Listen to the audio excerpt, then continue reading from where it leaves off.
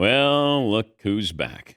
Dodger manager Dave Roberts. Another World Series title. Didn't need to make a proclamation in spring training.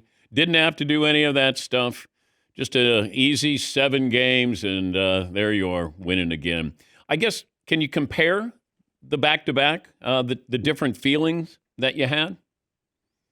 Well, I'm glad you're ho-hum about it. It was very difficult. Winning a championship is very difficult. Winning two is even tougher. No, I mean, there's nothing like Game 7, and a lot of things had to happen. Guys stepped up, and I'm just proud of the guys.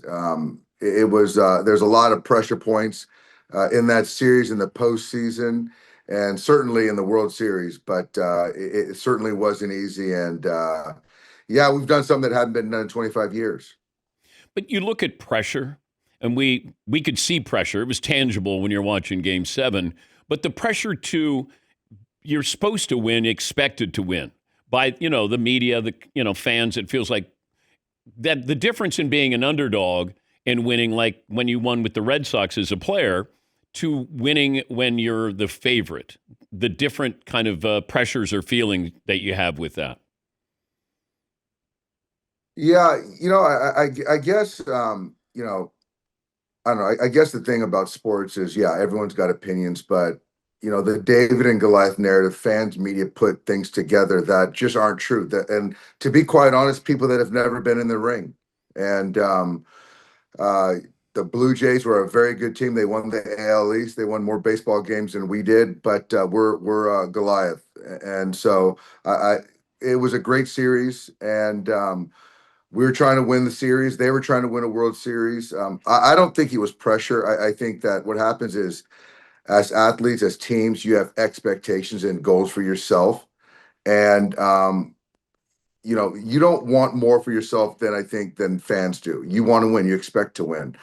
So I don't think that our pressure from the fans or media had any bearing on the game. We were trying to win for each other in the city of Los Angeles. Give me the move that maybe you were going to second guess yourself in Game 7, and you didn't.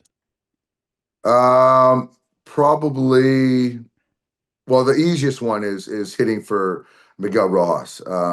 He's a defensive guy. I inserted him in Game 6 to add some infusion and energy into our club. Um, and yeah, that's probably the one. But looking at the bench, it's tough to pinch hit, and anyone can say. And you were probably second guessing me, saying you should hit for him, and because the numbers say that there's other guys that can hit home runs in this, but it's hard to come off the bench. And I trusted my players, and he made me look good, and he deserved that moment. And in the postseason, what I have learned, Dan, is it's not about the numbers. You got to trust your players. And my job is to know the players. That's my job. Ultimately, that's my job. It's not to know statistics. It's about to know the heartbeat of the player. And I do believe that, to win 11 or this year 13 games in October, you've got to trust your players and know your players. And that's what we did. But so you're saying gut feeling still has a place in the game. It feels like we're so attached to analytics. How much of what you did in Game 7 was gut as opposed to analytics? It's all gut. I think that if you look back at 2024 in the postseason, it's the eye test, it's gut. But people, if you look at 2020, it's eye test, it's gut. People can't get off the analytics for some reason. So these are people that are just stuck in their ways, and you're never going to change them. But if people that really want to that really watch the game and know the game, then they can see that analytics had nothing. It's about coaches trusting their players and players stepping up in big moments. When you saw the collision in left center with Paez and Kike, what? I was prayers were answered. It was unbelievable. They both went after it. Kike was trying to make his Willie Mays play. Pajes was just inserted and just made a next level big moment play. And it's funny because Kike laid down there for dead, and Pajes asked him if he was okay, and he says, "Forget that. Do you have the ball?" And he said, "Yes, I do have the ball." And he got up and ran into the dugout. So it was. But again, and it's like Miguel Rojas coming out of Game 7 because he just expended all energy. It's like that's just what fans live for, and that's what our players gave both teams.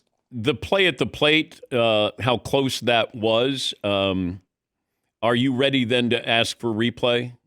Oh, that was like I was asking for replay right from the get go, or if they would have called it, say for sure.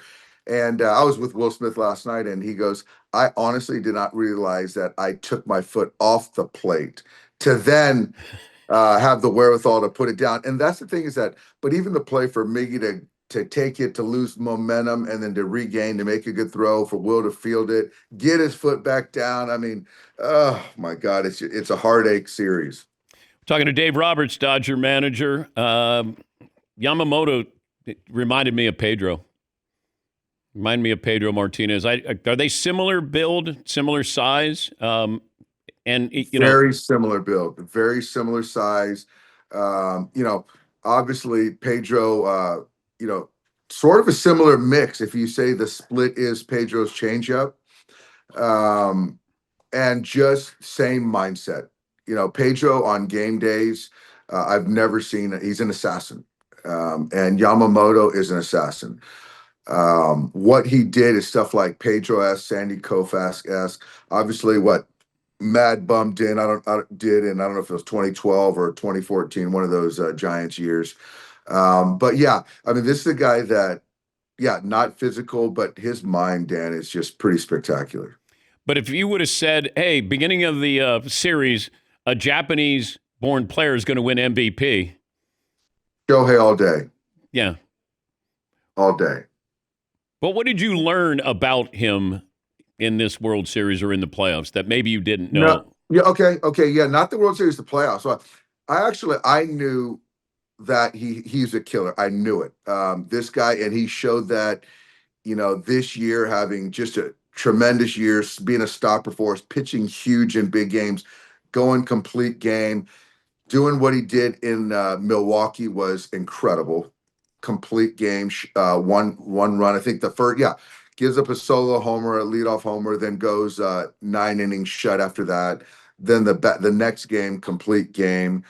And then in game three, 18 innings, I think he was like 13th inning. He's like, I'm ready to go down there. I'm not going to let a position player pitch in the game, in a World Series game. And this is after 1 day off. And so that showed me a lot. Freddie walks it off. And then so yesterday, or game 7, obviously was no surprise, but to go 3 innings was incredible. But Ohtani, and your use of him throughout the season, ramping him up, was he coming in game 7? Or he started game? No, yeah, no, because he started game 7. okay. And then so once he was done, he gave us 3 innings, and then I was like, you know what? I think he just wasn't as sharp. Get him off the pitching, lock in on the hitting, and then we had some arms behind him. Yeah, I thought the way you ramped him up the entire season was interesting.